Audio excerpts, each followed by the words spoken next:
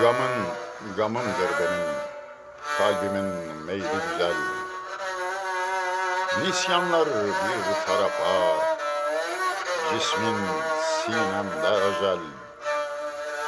Anlatamaz sevdamı kasideler ve gazel. Yüreğin derdim, petek petek süz beni. Bu amma sayıyorsan, mısra mısra çöz beni.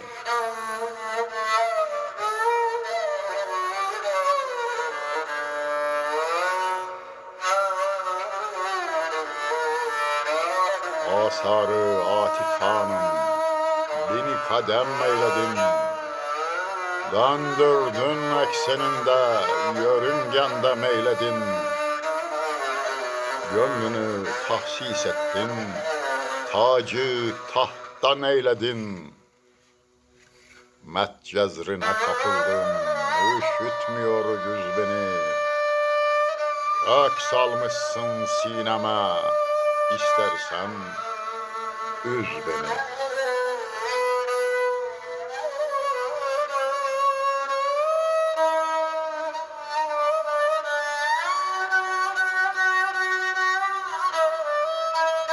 Sol cenaha sarılı, alizarin ahenksin.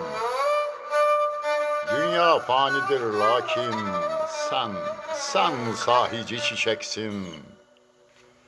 Melekut aleminde huriyane böceksin. Kadifedir, kadifedir şu bağrım, adımlayıp ez beni. Damarımda raks edip zerre zerre ez beni.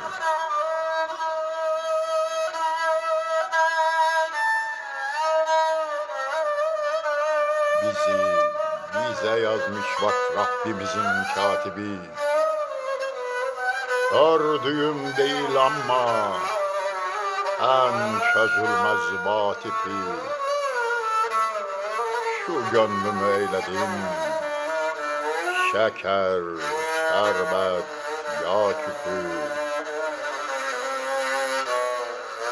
Keşfedilmek dilerim, fersah fersah gez beni. Ben sendeyim sultanım, hanın eyle tez beni.